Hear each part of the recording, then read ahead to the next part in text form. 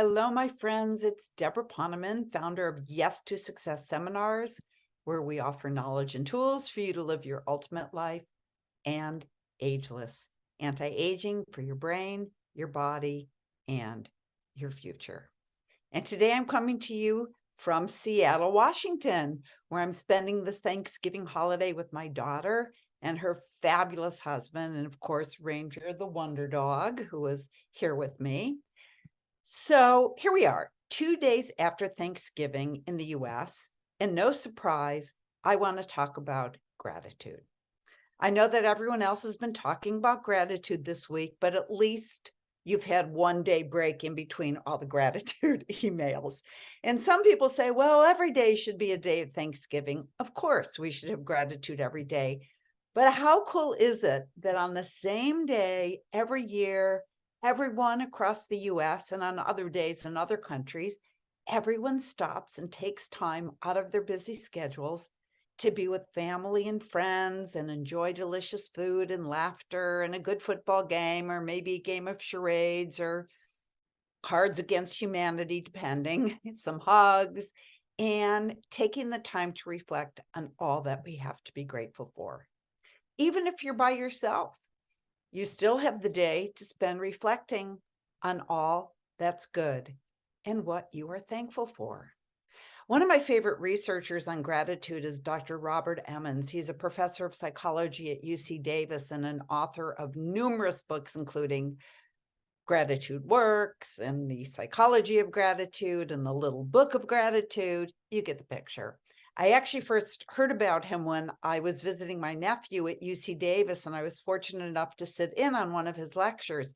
He has gathered an overwhelming body of research that indicates you're going to experience more joy, more vitality, more inner peace when you consciously make the effort to notice the good in your life and give thanks for it when you notice it.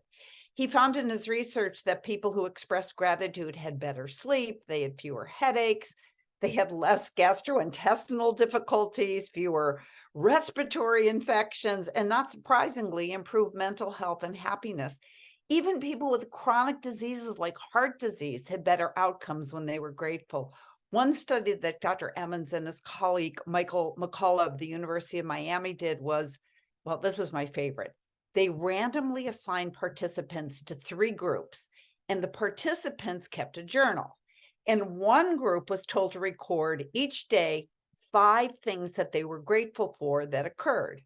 Another group was told to record daily hassles and things that upset them, and the neutral group was, I can't even say the word upset, and the neutral group was asked to just list 5 events or circumstances that affected them, but they weren't told whether to focus on the positive or the negative.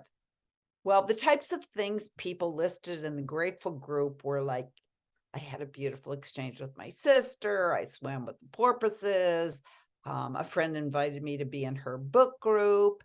And in the hassle group, people listed things like the doctor made me wait 30 minutes, or I overslept and I missed the beginning of an important class, or my dad acted like a jerk when I asked him if I could borrow $50.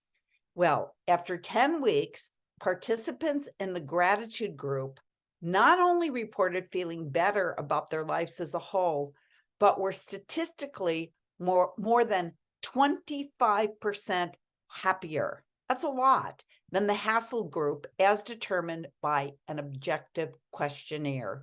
And they also, no surprise, reported fewer health complaints. So I love that study.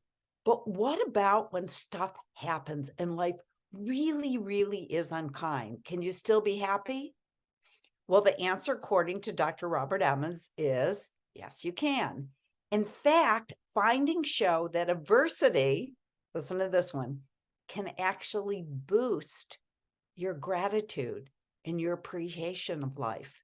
In another survey of more than 3,000 Americans, researchers found that people had an increase in feelings of gratitude after 9/11. The conclusion of the survey was that hard times can actually deepen gratefulness because they show us not to take things for granted. Dr. Emmons said, That's because tough times deepen our gratitude for the things that we usually take for granted. When times are good, we take things like family, friends, a roof over our head, food on the table. We take that for granted. In times of uncertainty, we often realize that these things are actually incredibly precious and worth noticing. In November of 2020, Emmons tweeted, I actually wrote his tweet down here. He said this: in the face of demoralization, gratitude has the power to energize. In the face of brokenness, gratitude has the power to heal. In the face of despair, gratitude has the power to bring hope. In other words, gratitude can help us cope with hard times.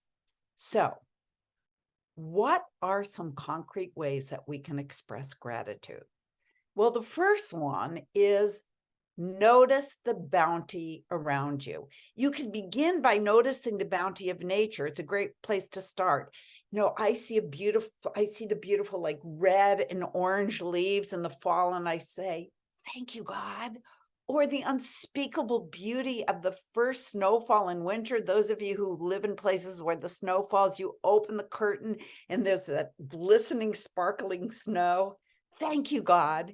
And then move on from nature and give thanks for your friends, for your siblings. I give thanks for my precious godchildren.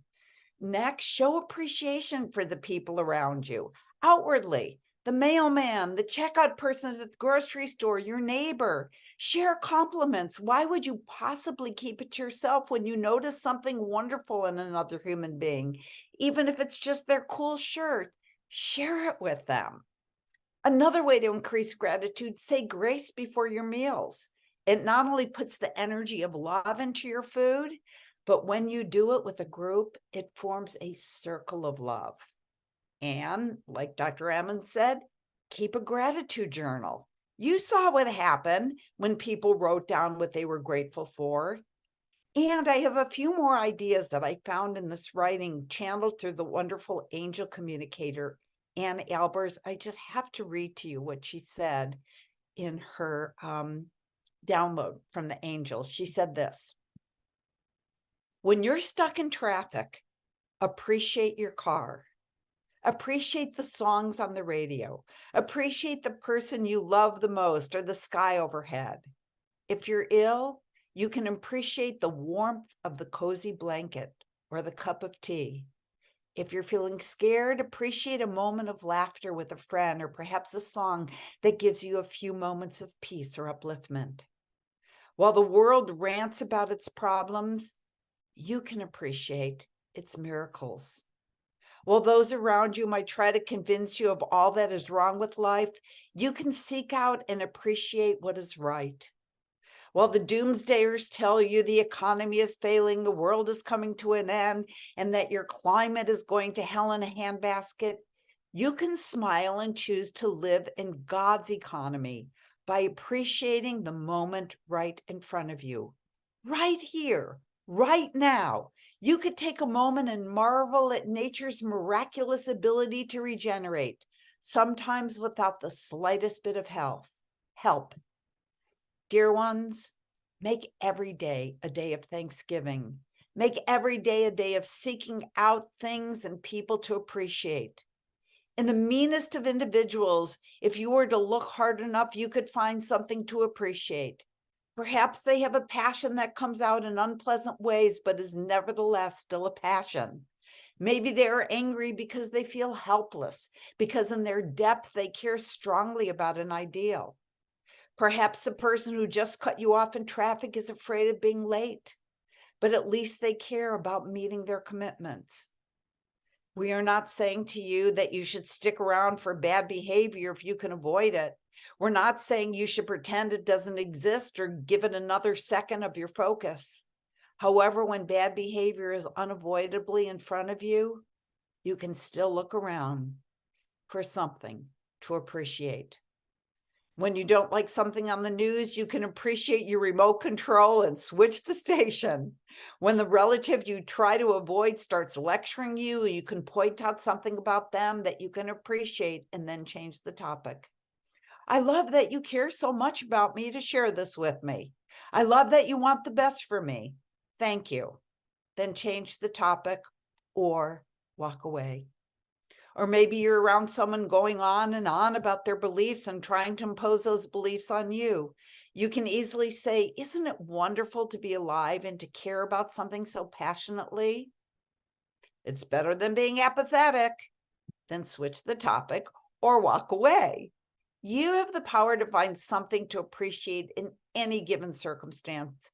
And while some are certainly harder than others, you have the choice to align with the love that you are and feel good or not. Your choice to focus on appreciation is for you.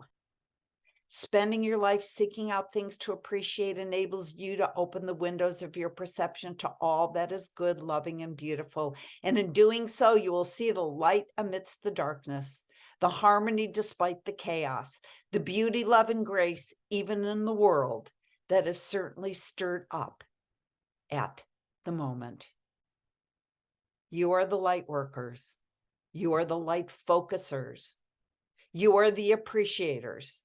You are the ones attuning your world into a higher, happier, more beautiful space. One moment, one soul, one circumstance at a time. Isn't that beautiful? It actually just reminded me of the Charles Dickens quote where he said, "Reflect upon your present blessings, of which every man has many, and not on your past misfortunes, of which all men have some." And here's something I learned from my friend Neil Donald Walsh, who said that when he gets together with his friends and relatives during Thanksgiving, I know Thanksgiving is over, but I want to share this with you anyway. Instead of saying what they're grateful for, they say what they are going to be most grateful for in the coming year. Isn't that cool? Instead of, "Oh, okay, I'm grateful, that I got the new job last year. I'm grateful that my book got published last year. I'm grateful that my daughter got married last year." You say what you're grateful for in the coming year, and you intend it into being. And finally, the truth is that we are so lucky. If you're watching this on a computer or a smartphone, you are wealthier than 80% of the people on this planet. If you ate today, you can give thanks when between 15 and 20%, that's 1 person out of every 5 people on our planet, had nothing to eat today, and thousands die of starvation every single day. Turn on the tap, hot water comes out. Turn on a switch, electricity lights up your house. Give thanks for it all. And if something so-called bad happens, still give thanks. It's always clearing the way for something better to come in. And the sooner you say, "Thank you, God," the sooner the something better will reveal itself. And finally, I am so thankful for all of you. I am so grateful that you listen to my blogs because I love to share my thoughts and make my little contribution to uplifting the world. And it makes my heart so happy to have you as my friends. So thank you. Really, really, thank you. I send you my love.